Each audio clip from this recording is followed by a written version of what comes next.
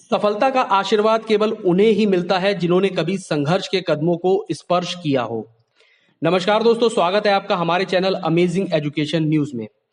दोस्तों, आज 28 मई को अनुदेशकों के द्वारा एक बार फिर से सोशल मीडिया ट्विटर पर जबरदस्त तरीके से अनुदेशकों के स्थायीकरण की मांग को उठाया गया है और इस मांग में एक बार फिर से सभी अनुदेशकों ने बढ़ चढ़कर हिस्सा लिया है, जिसके लिए मैं आप सभी को धन्यवाद करता हूं और आपसे एक अनुरोध करता हूं कि जिस तरीके से आज आपने अपना मनोबल दिखाया है, आगे भी लगातार आप इसी तरीके से मनोबल बनाए रखें। आइए मैं आपको इस चीज की पूरी जानकारी देता हूं। आज 11 बजे जो है इस चीज को स्टार्ट किया गया था और अनुदेशकों के द्वारा एक हैशटैग रेगुलाइज अनुदेशक आरटीई एक्ट को चलाया गया था और इस ही हैशटैग पे लगातार ट्वीट और रीट्वीट करी गई हैं और जिनकी संख्या करीबन 10,000 से ज्यादा है, यानी कि 10,000 से ज्यादा बार इस चीज को रीट्वीट और ट्वीट किया गया है, जो एक अच्छी खबर है। अब हम सबसे पहले आपको वो पूरी एक खबर दिखाते हैं जिसमें सबसे पहले इस चीज के लिए रिक्वेस्ट की गई थी। आइए सबसे पहले हम उस चीज को देख लेते हैं। देखिए, आपकी स्क्रीन पर ही है। इसमें लिखा है, आप सभी साथियों से निवेदन है कि आज से पुनः ट्विटर वॉर शुरू किया जा रहा है, जिसमें आप सबकी सहभागिता अनिवार्य होनी चाहिए। यूपी सरकार ने धरना प्रदर्शन हड़ताल सब पर 6 महीने के लिए रोक लगा दी है और उसके तुरंत बाद सरकार चुनाव में चली जाएगी। हमारे पास एक ही रास्ता बचता है जो हमें घर बैठकर ही करना है। आज 11 बजे से इसकी शुरुआत होगी और प्रतिदिन 11 से 12 हम 1 घंटा देकर इसे करेंगे। इस समय सरकार में उथल पुथल मची हुई है। हमारी आवाज पहुंचाने का इस समय सुनहरा अवसर है, अतः ट्वीट व रिट्वीट करते रहें। तो जिस तरीके से लगातार मैं भी अपने चैनल पे आपको कहता रहता हूं कि जो आपको अपनी आवाज उठाने का इस समय आपका सबसे अच्छा साधन जो है वो है सोशल मीडिया प्लेटफॉर्म, और सोशल मीडिया प्लेटफॉर्म पर आप लोगों को लगातार ट्वीट और रिट्वीट करते रहना चाहिए, सभी का साथ देना चाहिए। क्योंकि देखिए, अगर जब तक आप लोग एकजुट होकर इस चीज को नहीं करेंगे तब तक इस चीज का ट्रेंड में आना बहुत ही मुश्किल है। लेकिन आज जिस तरीके से आपने इस चीज की शुरुआत करी है वो बहुत ही अच्छी है और इसी तरीके से लगातार आपको ट्विटर पे और अन्य सोशल मीडिया हैंडल पर इस चीज को करते रहना है और अपनी आवाज को आगे तक पहुंचाते रहना है। इसके साथ मैं एक खबर आपको और बताता हूं कि आज शाम 7 बजे अपना उत्तर प्रदेश पर जो है अनुदेशक मुद्दे पर बहस की जाएगी। इसमें साथ में उर्दू और 32,022 बीपीएड भर्ती जो थी उस पर भी बहस होगी। तो ये भी एक अच्छी बात है कि अनुदेशकों के मुद्दों पर अलग अलग जगह पर बहस हो रही है और इस सभी में आप लोगों का साथ देना सबसे ज्यादा जरूरी है। आप लोगों को लगातार ट्वीट और रिट्वीट करते रहना चाहिए। देखिए, यहां पर मैं आपको एक लाइन बताता हूं कि मुश्किलों के साथ चलना थोड़ा भारी रहेगा पर सफर मेरा हमेशा जारी रहेगा। यानी कि अभी मुश्किलें बहुत हैं और मुश्किलों के साथ हम लोग चलते चले आ रहे हैं, लेकिन हमें अपने सफर को जारी रखना है, हमें हार नहीं माननी है और लगातार अपनी बात को सभी तक पहुंचाना है। जब तक हमारी मांगों को पूरा नहीं कर दिया जाता है, जब तक अनुदेशकों का स्थायीकरण नहीं कर दिया जाता है और जब तक अनुदेशकों का भविष्य पूरी तरीके से सुरक्षित नहीं हो जाता है। ठीक है, तो ये पूरी आज की जो अच्छी खबर है वो यही है कि अनुदेशकों ने एक बार फिर से एकजुट होकर इस तरीके की शुरुआत की है।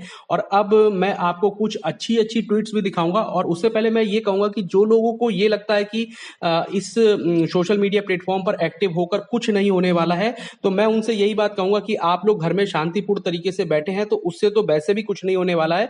जब आपके साथी आगे बढ़कर किसी काम को कर रहे हैं, आपकी भलाई के लिए कर रहे हैं, अगर केवल 17,000 या फिर अनुदेशक परमानेंट हो जाते हैं, इस चीज से अगर लाभ मिलेगा तो वो किसी एक जने को नहीं मिलेगा, वो समस्त अनुदेशकों को मिलेगा। तो यहां पर जिम्मेदारी भी सभी अनुदेशकों की बनती है कि अगर उनके साथियों के द्वारा इस तरीके की मुहिम चलाई जा रही है तो आप लोगों सभी को इसमें बढ़ चढ़कर हिस्सा लेना चाहिए और साथ में जबरदस्त तरीके से ट्वीट और रिट्वीट भी करते रहना चाहिए।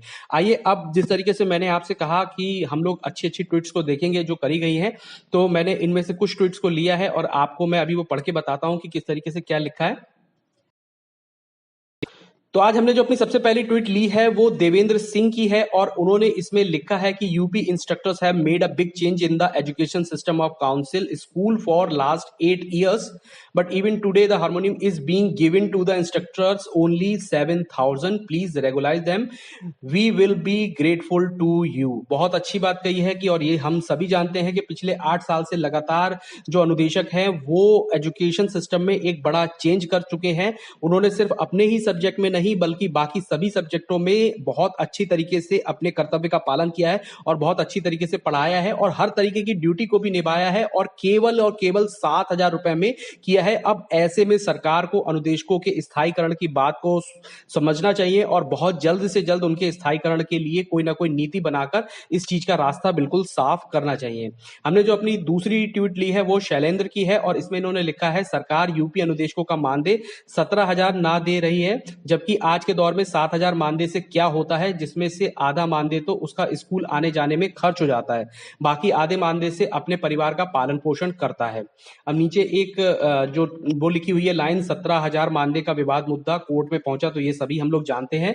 और शैलेंद्र ने भी बहुत अच्छी बात कही है कि सही में 7,000 रुपए मानदेय मिलता है और इस 7,000 मानदेय में से भी आधा पैसा तो उनका सिर्फ स्कूल आने जाने में खर्च हो जाता है, तो बाकी के बचे जो आधे पैसे हैं यानी कि केवल 3 से 4,000 रुपए उनके हाथ में लग पाते होंगे इस महीने में, तो ये इसमें अपना परिवार वो किस तरीके से चलाएं, ये एक बहुत बड़ी समस्या बन के सभी अनुदेशकों के सामने खड़ी हुई है और इसका जल्द से जल्द कोई ना कोई समाधान निकालना चाहिए। मैं लगातार यही बात कहूंगा कि आप लोग ट्वीट और रिट्वीट लगातार करते रहे ताकि ये मुद्दे बिल्कुल सबके सामने आ जाए और इस पे बहुत जल्द से जल्द कोई ना कोई कार्य किया जाए।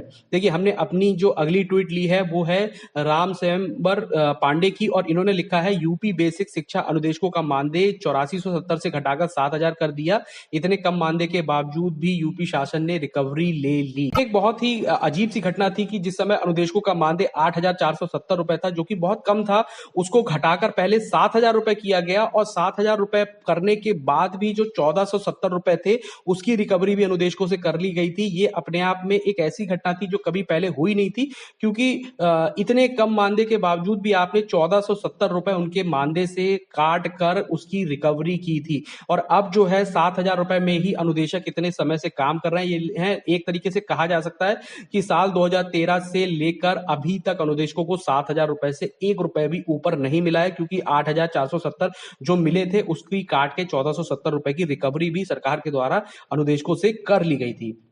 हमारी अगली जो ट्वीट है वो आदित्य सिंह राजपूत की है। माननीय मुख्यमंत्री जी, 8,470 से घटाकर 7,000 रुपए देना कौन से विकास की बात कर रहे हैं? आप यूपी में राम राज की बात करते हैं, जबकि कोर्ट के ऑर्डर 17,000 को आप खुद नहीं मान रहे हैं। कृपया 17,000 का आदेश जारी करें।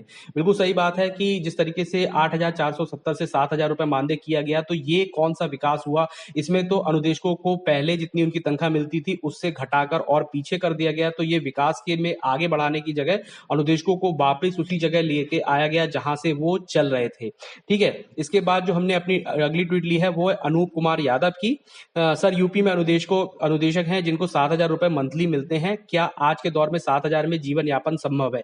एक तरीके से सीधा सीधा सवाल किया है और यही सवाल सबसे बड़ा सवाल है कि क्या 7,000 रुपए मानदेय में आज के इतने महंगाई भरे दौर में कोई भी अपना परिवार का भरण पोषण कर सकता है? अगर ये सवाल किसी से भी पूछा जाएगा तो इसकी सीधा सीधा आंसर यही होगा कि ये संभव ही नहीं है, क्योंकि आज दिहाड़ी मजदूर जो है वो अनुदेशकों से ज्यादा कमा लेते हैं।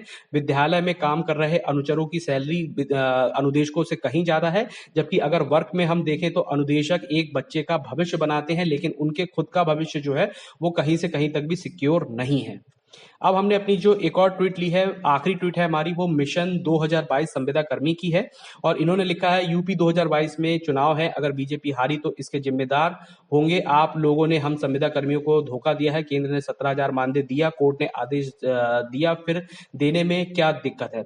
देखिए, यहाँ पे मैं आपसे एक बात कहूंगा, ये सभी बातें जो हैं वो बिल्कुल ठीक हैं, लेकिन मैं आपसे हम्बली रिक्वेस्ट करूंगा कि इस तरीके की भाषा शैली का आप लोग प्रयोग ना करें। आप अपनी ट्वीट और रिट्वीट करते समय केवल उन समस्याओं को सबके सामने रखें जिनको आप फेस कर रहे हैं। फैक्ट की बात रहने दीजिए कि कौन क्या होगा आगे जाके उसका जिम्मेदार कौन होगा। इस तरीके की जो लैंग्वेज है इसका इस्तेमाल करके कई बार ये होता है कि सामने वाले के मन में गलत ख्याल आते हैं अनुदेशकों के लिए, क्योंकि आप एक शिक्षक हैं, शिक्षक की अपनी गरिमा है और इस गरिमा को आपको बनाए रखना है और इस गरिमा को बनाते हुए ही आपको अपनी बात को सभी के सामने रखना है। तो मैं आपसे यही रिक्वेस्ट करूंगा कि इस तरीके की भाषा शैली का प्रयोग ना करें। जिस तरीके से अच्छी तरीके से अभी मैंने आपको बाकी ट्वीट पढ़ के बताई थी उसमें बहुत अच्छे तरीके से अपनी बात को कहा गया, इसी तरीके की चीजों का यूज करें। तो ये आज की कुछ ट्वीट्स थी जो मैंने आपको दिखाया और इसके बाद भी मैं लगातार आपको ये जो ट्विटर वॉर है इस पर अपडेट डेली दूंगा। और मेरे बहुत से सारे साथी ये भी कहते हैं कि आप आते हैं, बकवास करते हैं और बकवास करके चले जाते हैं। तो देखिए, मैं आपको एक बात कहना चाहूंगा, बात चाहे शिक्षा मित्रों की हो या अनुदेशकों की हो, हमने शुरुआत से साथ दिया है। चाहे 17,000 मानदेय का मुद्दा हो, चाहे अनुदेशक नवीनीकरण का मुद्दा हो, या फिर अनुदेशकों की कोई भी समस्या हो, और अब अनुदेशक परमानेंट का मुद्दा हो।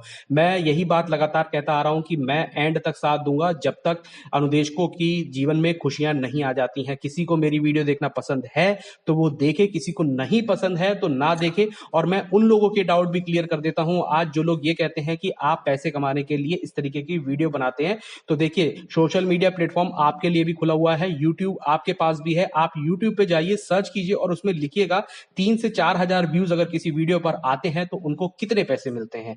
आपको पता चल जाएगा कि हर एक वीडियो से मुझे कितनी कमाई होती है और महीने के एंड में मैं कितने रुपए कमा लेता हूं। मेरा मेन मोटिव जो है वो अनुदेशकों के सामने और अनुदेशकों की जितनी भी समस्याएं हैं उनको सबके सामने रखने का है। इसके अलावा अगर आपको फिर भी ये लगता है कि मैं वीडियो पैसे बनाने के लिए कमाता हूं और आप अपनी फ्रस्ट्रेशन मेरे चैनल पर निकालना चाहते हैं, तो मोस्ट वेलकम है आपका। लेकिन मैं वीडियो बनाना बंद नहीं करूंगा और साथ में मैं अनुदेशकों का साथ देना भी बंद नहीं करूंगा, क्योंकि मैं भी आप में से ही एक हूं।